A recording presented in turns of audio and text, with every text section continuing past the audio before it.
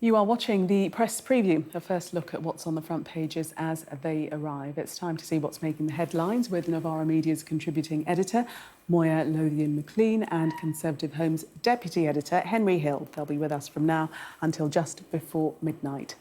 So let's see what's on the front pages for you now. Well, The Times has said that Prime Minister Rishi Sunak has been told by Boris Johnson and David Cameron to drop plans to scale back HS2. According to The Express, a group of right-wing MPs has told Rishi Sunak that the Conservatives can only win the next election if they return to the party's traditional values. The Daily Telegraph reports on a so-called woke takeover of Whitehall. That's from a letter sent to the Cabinet Secretary. The Financial Times hears the Chancellor Jeremy Hunt is planning a revamp to individual savings accounts, or ISAs. A smoking ban for future generations, that's in The Guardian. Elsewhere, the Daily Mail reports on a 19-year-old woman who has her life support machine switched off after a legal battle with the NHS. Sudishka Thirumerelchen can be finally named after the judge lifted a legal order. A royal story on the front of The Sun, which says Prince Harry has snubbed the King's offer for him to stay at Balmoral as the family marks the Queen's death anniversary. The Star, on the other hand, criticises the King for taking a private jet home from France shortly after giving a speech on what he called the existential threat of global warming. And a reminder that by scanning the QR code you'll see on screen during the programme, you can check out the front pages of tomorrow's newspapers while you watch us. And we are joined tonight by Moya Lothian-McLean and Henry Hill. Welcome to you both. Let us start with the front page of The Guardian and this story about potentially the next generation not being able to smoke, not having access to cigarettes. This is a plan that reportedly Rishi Sunak is looking to copy. New Zealand have been the first to pilot this idea. What? Yeah, so this comes after the proposed vape ban as well, and it's Rishi Sunak's latest attempt to distract from the myriad other bits of turmoil that's going on in his government with some sort of draconian policy. And according to this, what they'll do is they will raise the legal age by which it's possible to buy cigarettes. So eventually people who were born after 2009 will not be able to legally purchase cigarettes. Will this happen? I don't think so, because I don't think Rishi Sunak's government has enough time left in the tank to enact something like this. But it's interesting, and I'm sure we'll get into this, to understand exactly why they may be throwing out policy like this at this point in time. So this New Zealand-style policy would mean smoking being phased out completely for the next generation. So those aged 13 and under would never be able to buy cigarettes. Unworkable? I mean, the emphasis should be would never be able to buy cigarettes legally. We have banned all kinds of things, and young people manage somehow to get their hands on them. It's already a problem, actually, for tobacco regulation, that because of how heavily regulated tobacco is, cheap black market tobacco is much cheaper, and there is a growing problem with black market tobacco, which is unregulated, which often funds violent crime and organised crime. And what this is going to do is effectively create another potential black market for those groups to move into. Again, I agree that I don't think this is going to happen. I don't think Rishi Sunak can bring this policy in time. But if he does, it sits very uncomfortably with talk in other circles about, you know, reducing the voting age to 16 and everything else. I think we need to decide if someone at 18 is a legal adult, that should mean that they can make the same decisions that we as legal adults can make, even if those decisions are sometimes contrary to their health. Do you agree with Moya, though, that this is perhaps a diversion tactic being deployed by Rishi Sunak? Yeah, absolutely. Sorry, this is not going to happen. With a government has at most a year and a bit left until the general election.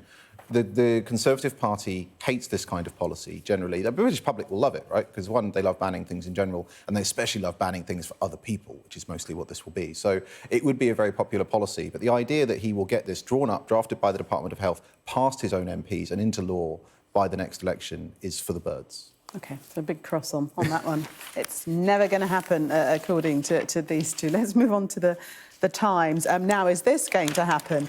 HS2, much speculation as to whether the entire plug should be pulled on the whole scheme. Moya. There's been 2 interventions made after the noises that have been coming out this week from the Chancellor Jeremy Hunt and Rishi Sunak that HS2's long-delayed Manchester phase is now potentially not going to happen full stop. The reason they've given is we've gone way over the infrastructure costs that were initially projected, which I think Henry's going to analyse for us in a second. But there's now been this intervention, as I said, made by Boris Johnson and David Cameron, 2 previous prime ministers, of course it was Cameron who brought this in the first place, saying it's ludicrous to drop this idea, it's ludicrous to drop this £1 billion project, which is much needed for the North, in terms of the levelling up agenda the Tories have been so pushing until the very last moment. And to do it would completely undermine the promises they've been making over the last 10 plus years, decade and a half. So HS2 is once again at the centre of massive political turmoil within the Tory party.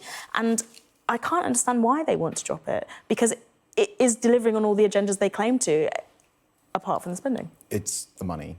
It's Treasury. This is pure Treasury thinking, right? Instead of trying to tackle the reason that this is so expensive, which is, and this happens to all British infrastructure. There are deep structural problems. Everything we try and build ends up late and wildly over budget. But instead of tackling that, they're chopping bits off. And it's mad because it kills the case for the bit that we've already built. The whole point of HS2 is not really about speed. It's about the fact that the West Coast Main Line, which is one of this country's biggest rail networks, is full. And if you had a passenger express line, that means you could have way more commuter trains into Birmingham, Manchester and London on the regular line. And if we don't build it, and especially if, as is also mentioned in here, we terminate the London end at Old Oak Common, a random bit of West London, rather than a major terminus, no one will use it. It will completely kill... I mean, all the money we've spent on it has been wasted. It's an extraordinary decision to be even thinking about making. Well, even some Tories, though, have said that it's probably best to pull the plug now because so much money has been wasted, and how much more do you plough into something? It's fair, but the thing is that money's not going to be spent on anything better. Whenever you have this argument, there's always a list of people being like, oh, but you could build this half dozen infrastructure projects, you know, you could electrify. And, yeah, that might be true, but let's face it, that's not going to happen. And if they did try and build those things would end up over budget and late as well, and then they'd cancel them on the same basis. At some point, we simply have to bite the bullet and get stuff built. But Moya, this is going to be a very difficult one for Rishi Sunak because even his Levelling Up Secretary, Michael Gove, is wanting to push for the full line. The full line. Built. Yeah, and don't forget, we've already cut the Leeds part of this line. It's already been scaled back in its ambitions. It's way delayed in when it should have been delivered in the first place. It will be a tough one, but the problem, as we've seen this week, is that Rishi Sunak does not seem to be making decisions based on the public good, no matter what he's saying. He's making decisions based upon his own political instincts, which I think personally are very bad. So even if this is a tough decision and he gets pushback from within his own party, he's shown with the net zero rollback that he is not afraid to do that if he is committed to that plan of action, even if the majority of, you know, the country or the people whose opinions we respect think it is erroneous. Let's move on to the Telegraph, shall we? This story, it's not very large, but it's not the major headline, but it's a story telling us that the Home Office is forcing contractors to book hotels for at least a minimum of 3 stars. And this is to house small boat migrants after costs rose to £8 million a day. I feel like we could almost just play a best-of clip of one of the last times I did this show when we had another story like this. The government has consistently failed, and again, this links back to HS2, it's failed to bite the bullet and build a dedicated asylum estate. If you're going to have a policy that requires you to have a lot of people in some form of detention, you need somewhere to put them. The government hasn't built it, and so as a result, they keep scrabbling around for hotels. And because there are minimum standards as to how you keep people, that means you get headlines like this, where the Home Secretary has had to say, minimum standards of 3 stars, close to local amenities and transport. And that's just maximising the pain for the government, not just because headlines like this are going to irritate anti-immigration voters, although it will, but because instead of having those people in one place, you spread the problem around. Every time a hotel is booked out by the Home Office, it causes local anger because often people have had events planned there that get cancelled. It's somewhere that might previously have been somewhere that employed local people, which will be taken over by contractor staff. So, yeah, it's a small story, but it's a small part of a big perennial problem, which is the government is firefighting its failure to build a proper asylum estate, which it should have done 10 years ago. But what about processing those asylum claims? I mean, that That would solve the problem, wouldn't it? Oh, it absolutely would. But then you'd have to invest in an awful lot more Home Office staff, and they don't want to spend money on doing that either. Or you simply start rubber stamping people. But if you're going to have the system they have now, where you try and process people the way they do, you need A, somewhere to put the people while you're processing them, and B, an awful lot more staff to process them more quickly. But they don't want to spend money on either of them. So here we are. You also need the political will, because as Robert Jenrick revealed earlier in this year, that is part of the policy, even if it's not the stated policy of Rishi Sunak, it seems to be the stated policy of the immigration minister, that they're deliberately keeping the asylum processing claims list long because they think that it deters more people from coming here in small boats. It does not deter people from coming here in small boats, and the more that we prevent the establishment of, as we've said, an asylum estate, but also a safe legal routes, essentially, we're going to see more people displaced by the climate change that we're refusing to fight by rolling back our net zero commitments. And we're going to see more people getting here by any means possible, because people will still come. And what they'll be greeted with instead is being dispersed around the country in random hotels. The Home Office will continue to insist that we're going to send them to Rwanda at some point, which is never going to happen. It is a completely dehumanising plan. And we will just see more fragmentation and dehumanisation of these people. I mean, you said, Henry, that the government are not going to want to do this, but Sir Keir Starmer has said that he would invest more in Home Office staff to process these claims. Absolutely, and that would be a good idea. Now, the question remains as to whether or not he'll do it. Starmer is going to inherit an absolutely abysmal fiscal situation, and I expect that an awful lot of spending promises that Labour make before the election just will not survive contact with the first year of being in office. That's nothing really to do with them. That's just a state of how, Jeremy Hunt at the last budget rolled over £30 billion worth of spending cuts into the post-election fiscal year, which Labour are going to have to deal with. It's going to be absolutely horrifying. But yet, in principle, if Labour did it, that would be one way to solve this. You either need more staff or you need more detention, or both. To the Daily Express, Moya, and the headline there, PM told only true Tory values can save a party's soul. These are the grandees within the party and others, telling the Prime Minister what he needs to do. Emphasis on "and others," because if you actually get to the meat of this story, it turns out the others are not really grandees, but in fact a new intake of 2019, the so-called red wall Tory MPs, who tend to err on the side of extreme social conservatism.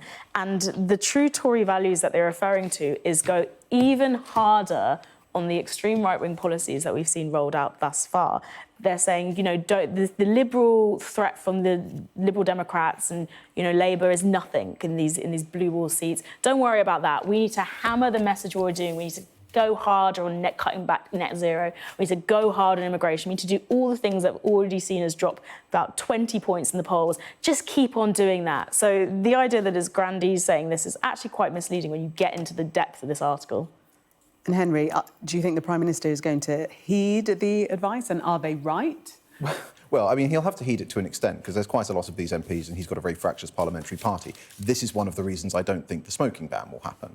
But in terms of their analysis, no. They say here in this article that the idea of a Liberal challenge in southern seats is complete nonsense. It's not. If you look at the so-called blue wall, which is traditional Conservative seats, which are viewed to be under threat, they have their average age of voters in those seats is going down. This is a country with an ageing population, and yet those voters are moving out of London. London is radiating voters who have no reason to love the Conservatives into traditional home county seats. That is an existential risk for large parts of the party, and they ignore it at their peril.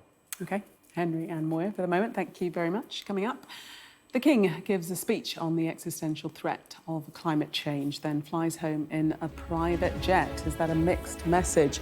We'll discuss that and more next.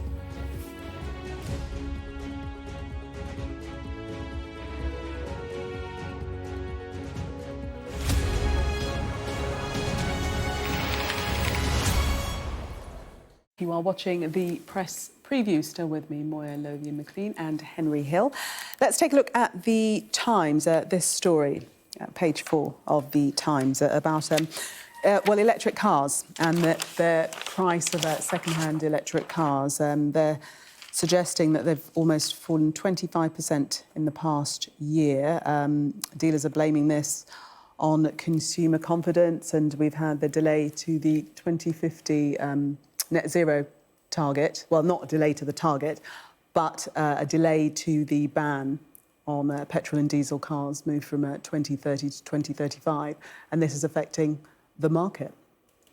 Yeah, Absolutely. So basically, in the story it says that this hasn't just happened overnight in response to Rishi Sunak's announcement, it should be said, but over the past year, prices have fallen quite substantially. There's debate about why this is in the piece. Some people are saying it's a general fall of consumer confidence. There's other people saying that actually there was an artificial spike in prices due to the shortage of components during the pandemic. So there are a variety of reasons. But it does mean that people who have bought electric cars, often at very high prices, do risk falling into negative equity on those cars when they try and sell them, and it's left a lot of dealers angry because they've bought these things up and then they've been stuck on forecourts for months, losing value. Now, of course, in the long run, we want the price of electric cars to come down, because if we do want mass adoption of these vehicles, they need to come down to roughly the point where petrol cars are now. So in the long run, this is good. But falling consumer confidence is a really interesting one, because one of the biggest issues with the diesel car ban and indeed the general move towards electric cars is that it's not just about the cars, it's about the infrastructure. Because by 2030, ideally, we would have, if the government had its way on its original target, we would be moving to a position where lots of people are driving electric cars. There is nothing resembling the petrol station infrastructure, right? Charge points are slow and they're scarce and there are big queues for them. There aren't enough of them, especially outside London. And I think that if Rishi Sunak and indeed an incoming Labour government really want to boost consumer confidence in electric cars, they will need to go a lot further and a lot faster on building the infrastructure to make driving an electric car practical. And until they do, this market is not going to take off. Moya, that has to be the key, doesn't it? Well, yeah, of course. If you read this piece, then there's actually a case study from a car dealer who says that he's this incredible sort of contradictory thing where he says, you know, the country isn't in the right place in terms of infrastructure or widespread switch to electric, as Henry's pointed out, there's a reason for that. So he says it's right to delay the ban. But the problem is that delaying the ban is not going to mean that infrastructure is sped up. It just means that we delay creating that infrastructure. The whole point of this delay was not that we would actually get our ducks in order, it's to put it off until the last minute. This is the problem. It's like HS2, we delay, and we don't go faster, build faster. And it's surely investing in this infrastructure would create a hell of a lot of jobs in the first place and create more industry for electric cars in the first place. But also the delay in the ban means that people are thinking, well, I don't have to get an I electric don't have to get this car. And I think it's worth noting as well, as I'm sure other people have this week, that the ban on petrol and diesel vehicles is not a ban on buying second-hand cars, it's just a ban on buying new cars. Yeah. And this has been pointed out across the media, but most people who are in lower income situations, we're not buying cars new, we're buying second-hand cars. It's not that you can't get hold of a petrol or diesel car after 2035 or 2030, it's that there's simply a ban on buying these brand new cars, on producing new cars and buying these new cars. So everything that Rishi Sunak has said in rationalising why he rolled back these net zero commitments doesn't make any sense for either the country or the consumer. See, that's the one bit I'm not sure on, because ultimately, no, people hate building infrastructure. You can have voters telling pollsters that they support net zero. You try and build some power pylons in their back garden or in the fields behind their house, they're all against it. The NIMBYs are all precisely. come out. We've just got time to go to the Daily Star, which we don't often do. And the Daily Star don't often do serious stories, but this is one, despite the cartoon, the caricature there. This is actually a serious story about the King and the speech that he's given regarding the environment and then his mode of transport. Yeah, they're basically calling him a hypocrite because he, after doing a big speech about the Entente Cordiale and how the biggest threat that's facing us is the existential challenge of climate change, he then hopped on a private jet, which I think produced 100 times more carbon per person in that one journey. So the Star are calling out Charles, and they've also got a little picture of Rishi Sunak behind him, who they said loves taking his government chopper on short journeys. Henry, very quickly, your thoughts? Solving climate change is about big structural stuff like the cars. I've no time for this kind of story. It's not micro hair shirt stuff that's going to... He needs to get around, and he's the king. Of course, he's going to have a private plane. Take the Eurostar. You're not going to put him in economy, are you? I'll leave you quarrelling over that.